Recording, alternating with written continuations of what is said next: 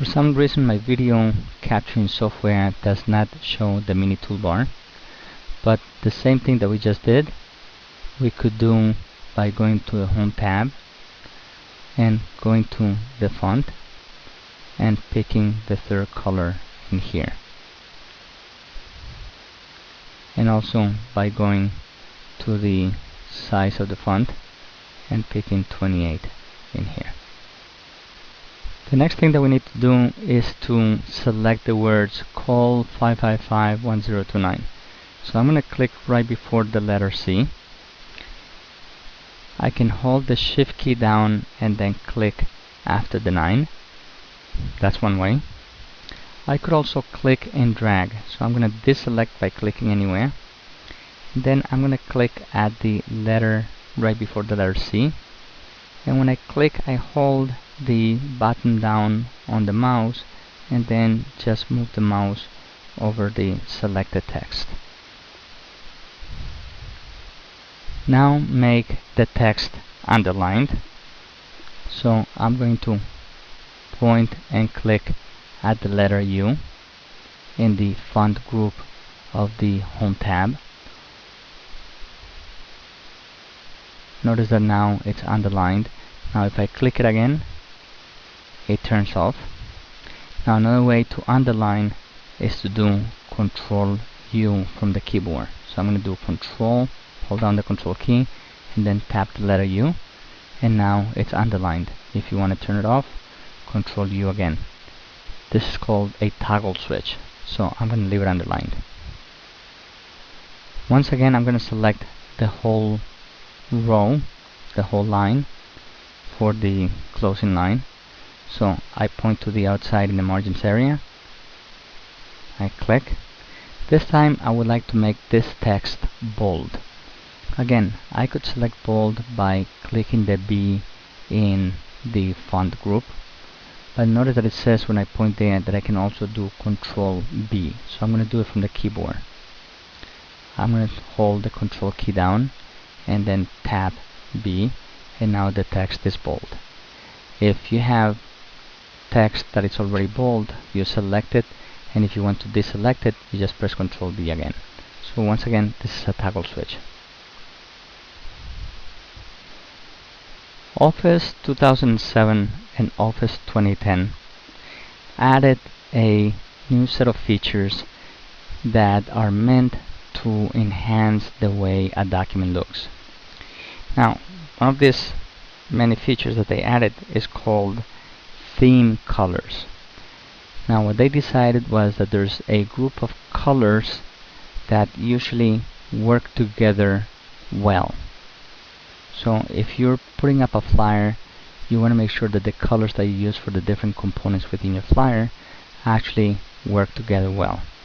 So that's what we're going to do right now.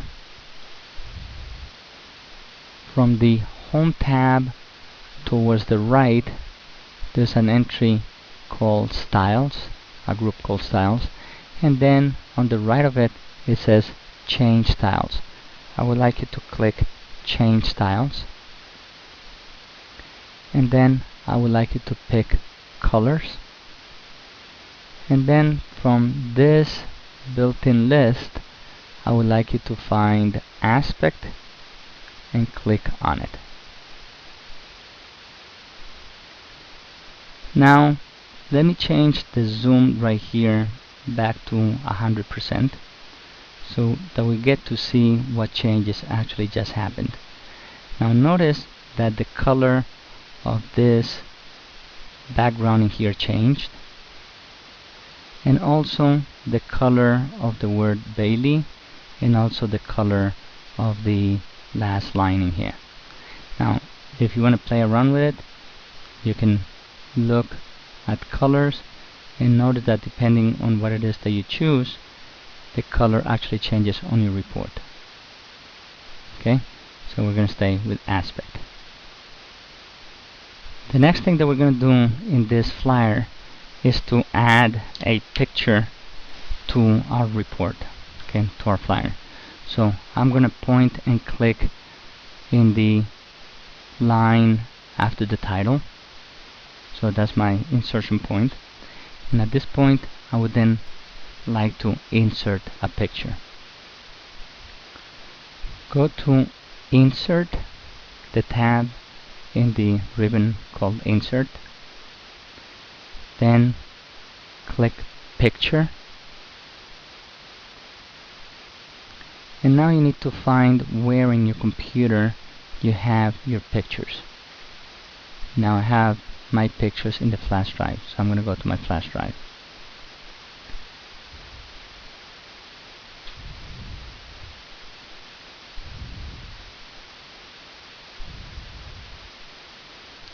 Okay, so I'm going to pick Dog Picture 1 and then Insert.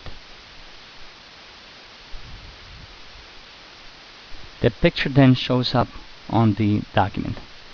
Notice that when I have my picture selected, and I know that it is selected because I see this little circle and square around the picture, I have an extra toolbar in my ribbon. This is called a contextual toolbar. Why? Because it appears in the context of the object that I'm working with. If I were to click where it says Found Dog, I no longer see that contextual toolbar. But if I click the picture, it comes back. All the features in this contextual toolbar have to do with the picture. Okay, so I see that I have a group called Adjust, where I can do corrections to the color and effects and so on of the picture. I can have different styles, which means like borders or things around the picture itself. Okay, I can add changes to the frames and so on. So these are all different features associated with the picture. When the picture was inserted, the text that was in there got pushed down into another page. So if I look in here in my zoom and I zoom down, I will notice that now I have two pages, which I could also have seen from here. It says page 1 of 2, and I see that the text got moved to the next page. Okay, so if I keep doing the zoom out, I see the two full pages. What I need to do right now is to resize this picture to make it smaller. So I'm gonna grab one of the corners. Always resize pictures by grabbing one of the corner circles. Those are called handles. If you grab one of the squares right here, you're gonna end up distorting the picture. If you grab one of the corners, it always retains the relationship of the width and the height. So I'm going to bring this down and then let it go, and now it tells me that this is 294, okay, and 29 as the width. Now they want us to make this 274 and the width 273, so I'm going to make this slightly smaller.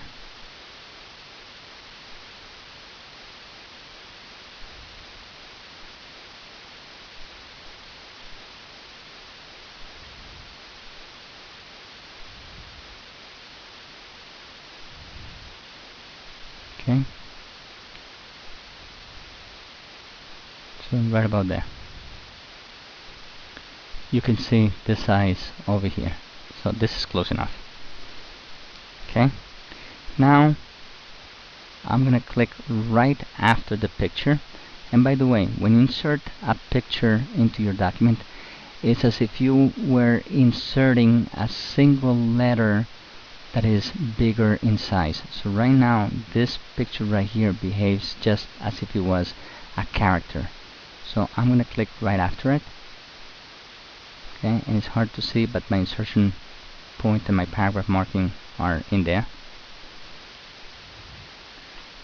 Since this behaves like a paragraph, okay, like text, I'm also going to make this look centered. So I'm going to click center, and now it's in the center of my page from left to right.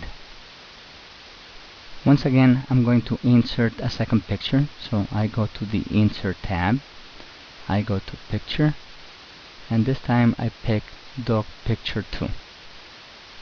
I insert, Again, the picture is really big, so I'm going to resize it, but this time I'm just going to type in the size in here. Type 274 in the height and 273 in the width.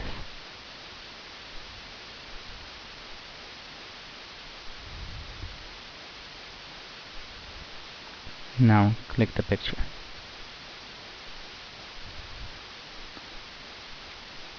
And notice that the picture got smaller. I'm gonna bring this down.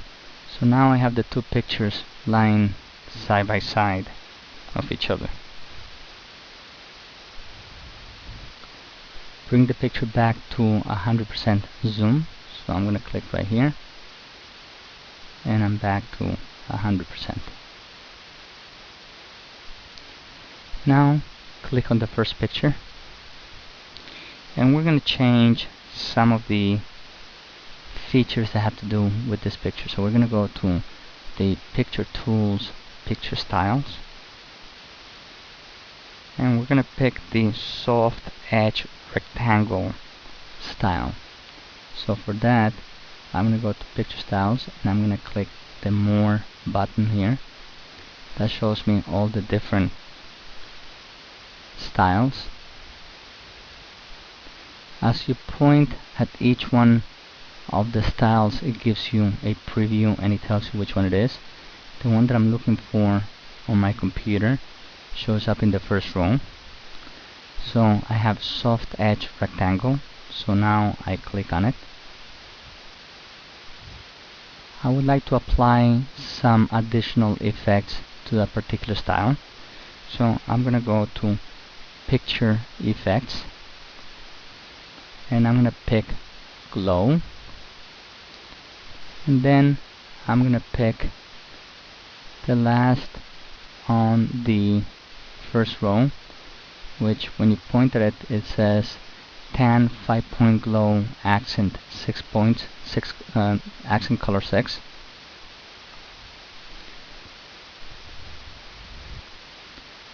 I want to add some more picture effects, so I'm going to go back to Picture Effects. This time I'm going to pick 3D Rotation,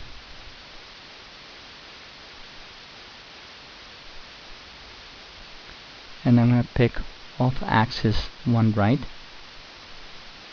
Now notice that my picture looks different. Now I'm going to do basically the same thing to the second picture. So I'm going to click on the second picture. I'm going to go to the styles, and I'm going to pick the Soft Edge Rectangle. I'm now going to the Picture Effects, Glow, and I'm going to pick the same glow that I picked for the other one. And now for the rotation, I go to Picture Effects, 3D Rotation, and I'm going to pick the off axis to left. And now I have the two pictures of the dogs changed.